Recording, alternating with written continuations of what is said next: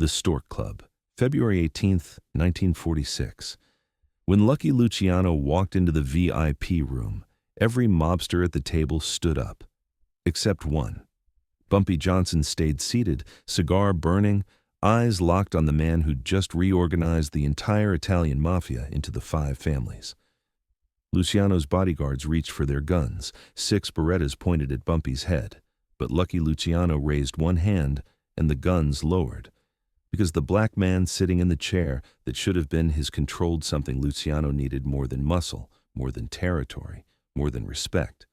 He controlled Harlem's numbers racket, $20 million a year flowing through one man's hands. And what happened in the next 60 minutes would either create an alliance that changed organized crime forever or start a war that would burn New York to the ground. February 1946, World War II had just ended.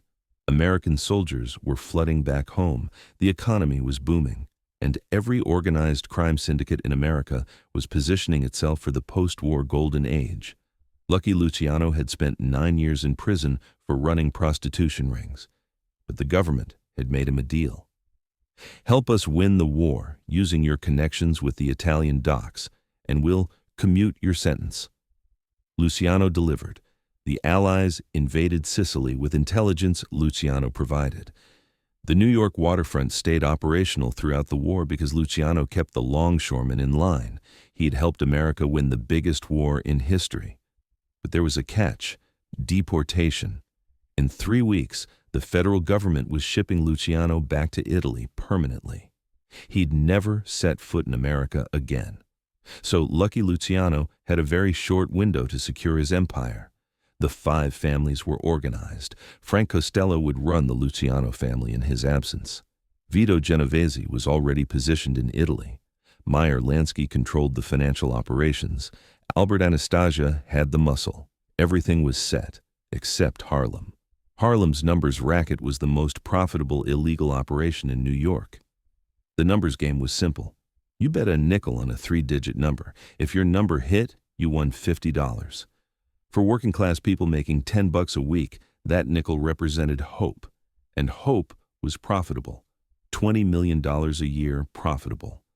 The Italian families wanted it. They'd wanted it for years. But there was a problem. His name was Bumpy Johnson. Bumpy had protected Harlem's numbers operation since 1935, when he'd helped drive out Dutch Schultz, the last white mobster who'd tried to take over. For 11 years, Bumpy had kept the Italians out, not through war, through strategy. He'd made deals with politicians the Italians didn't know existed. He'd built relationships with police captains who'd grown up in Harlem. He'd created a system where the community protected the numbers game because the numbers game protected the community. When someone won big, that money stayed in Harlem. When someone needed help, the numbers banks provided it. Bumpy had turned crime into community support, and you couldn't conquer that with guns. Lucky Luciano knew this. He'd been watching Bumpy for years. He'd seen Dutch Schultz try the violent approach and end up dead in a New Jersey diner. He'd seen other crews attempt to muscle in and get pushed back. Bumpy Johnson wasn't just another gangster. He was a strategist, and Luciano respected strategy. So he sent word through Meyer Lansky. Let's meet. Let's talk. Let's see if there's a way to do business without war. The message reached Bumpy on February 10th.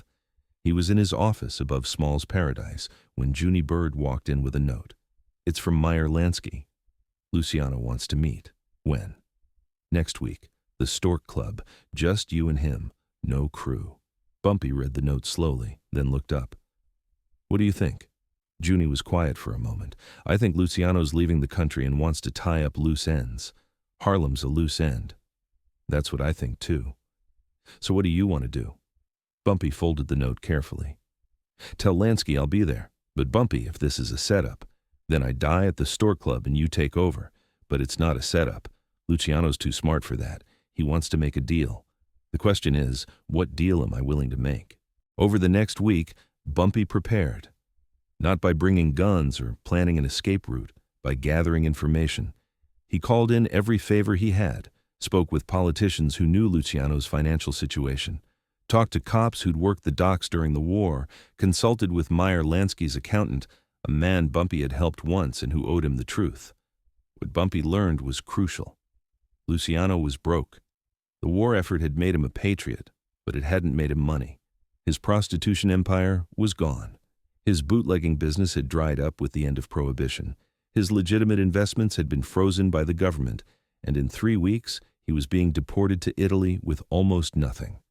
That's when Bumpy understood. Luciano didn't want to conquer Harlem. He wanted a partnership. He needed cash flow. He needed an operation that would keep sending money to Italy after he left.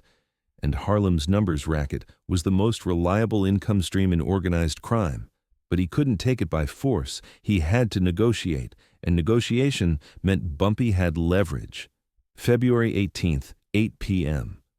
The Stork Club was the most exclusive nightclub in Manhattan. Frank Sinatra performed there. Celebrities and politicians filled the tables every night, and in the back, there was a VIP room where men who ran New York's underworld made deals that shaped the city's future.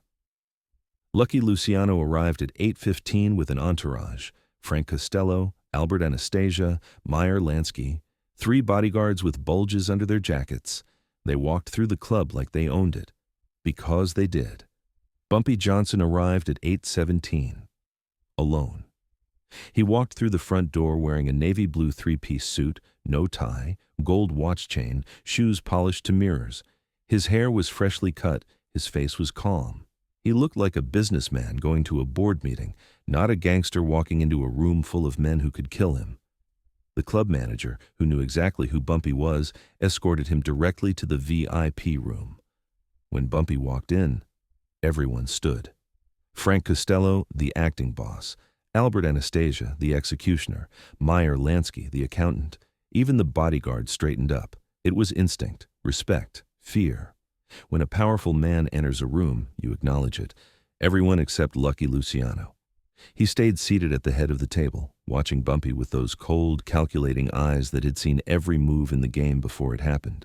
Bumpy looked around the room slowly, counted the guns. 6 men, probably 12 weapons between them, looked at Luciano, then walked directly to the head of the table and sat down in the chair opposite Lucky. Not at the side, not at the end. Right across from the man who'd built the modern mafia. The chair you sit in when you're an equal, not a subordinate. Albert Anastasia's hand moved toward his gun. Frank Costello's jaw tightened. The bodyguards drew their weapons halfway. 6 Berettas pointed at Bumpy's head, but Lucky Luciano raised one finger, and the guns lowered. Not holstered, just lowered, because Luciano understood what Bumpy was doing. This wasn't disrespect. This was a statement. I'm not here to bow. I'm here to negotiate. Mr. Johnson, Luciano's voice was smooth, almost friendly. Thank you for coming. Bumpy lit a cigar, took his time, didn't respond immediately. Let the silence stretch. Mr. Luciano, you wanted to talk. So talk. Luciano leaned forward, fingers interlaced. I'm leaving the country in 3 weeks. The government's deporting me. I'll never come back to New York.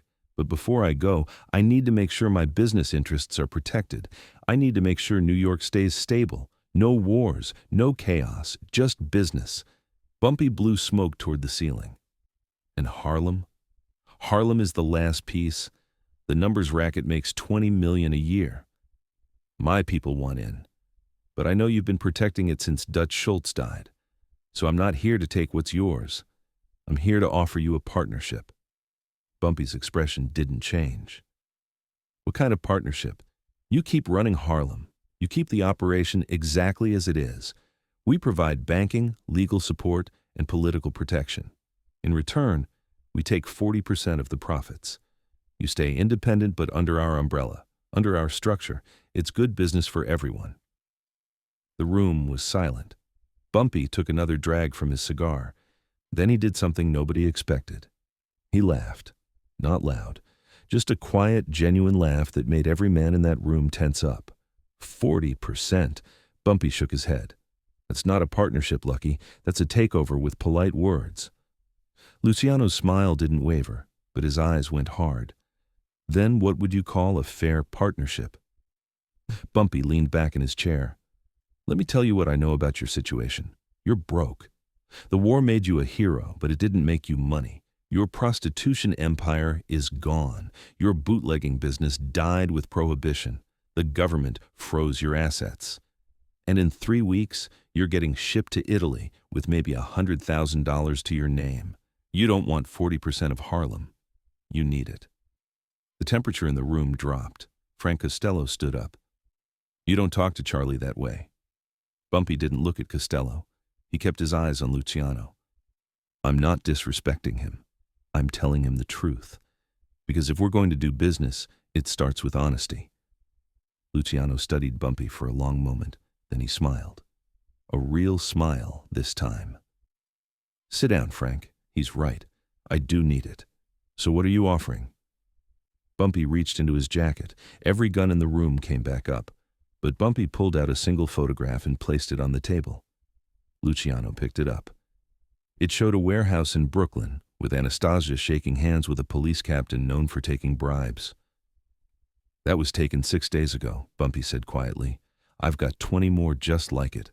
Different warehouses, different cops, different members of your organization. Albert Anastasia started to stand, but Luciano waved him down. His eyes never left the photograph. You've been watching us for 2 years, because I knew eventually we'd have this conversation, and I wanted to know exactly what leverage I had. Luciano set the photo down carefully. Are you threatening me? No, I'm showing you respect. Because I could have sent these to the district attorney. I could have burned your operation to the ground. But I didn't. Because I understand business, he leaned forward. You came to Harlem asking for partnership, but you offered me a bad deal. So here's my counteroffer. 10%, not 40. 10. You provide banking so we can pay out winners when the numbers hit big. You provide legal help when our runners get arrested. In return, you get 10% of net profits delivered monthly. Clean money you can move to Italy without attracting attention.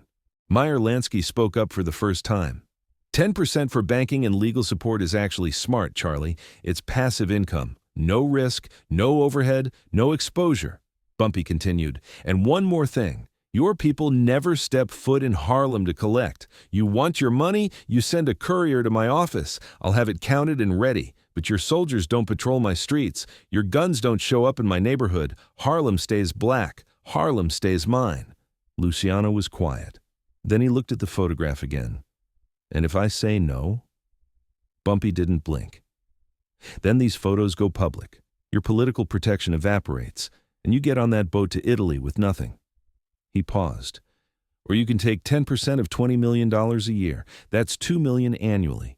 For doing nothing but providing services. You tell me which makes more sense. The room was silent for what felt like an eternity. Finally, Lucky Luciano stood up, extended his hand. 10%, banking and legal support. No soldiers in Harlem. Monthly delivery. We have a deal. Bumpy stood, shook his hand. One firm grip. Then, Lucky held on for an extra second. I've done business with presidents, cops, union bosses, killers, but you're the first man who walked into my room and told me no without pulling a gun. That takes guts, or stupidity. I haven't decided which. Bumpy smiled. When you figure it out, let me know. 3 weeks later, Lucky Luciano boarded a ship to Italy. He never returned, but the deal he made with Bumpy Johnson held for 22 years, 10%, like clockwork. Bumpy paid it every month. The Italians provided banking through legitimate fronts. When Bumpy got arrested and sent to Alcatraz in 1951, Frank Costello personally made sure his family was protected. And when Bumpy walked out of prison in 1963, the deal was still intact. That meeting at the Stork Club became legend, not because of violence, not because of threats, but because two men from completely different worlds sat down and found a way to do business without destroying each other. Lucky Luciano would later tell associates in Italy, Bumpy Johnson was the smartest gangster I ever met, and the most dangerous, because he didn't need me to respect him, he demanded it, and he had the intelligence to back it up. Bumpy kept that photograph of Anastasia in his office for the rest of his life, not as a threat, as a reminder. Power isn't about who's willing to pull the trigger first, it's about who's smart enough not to.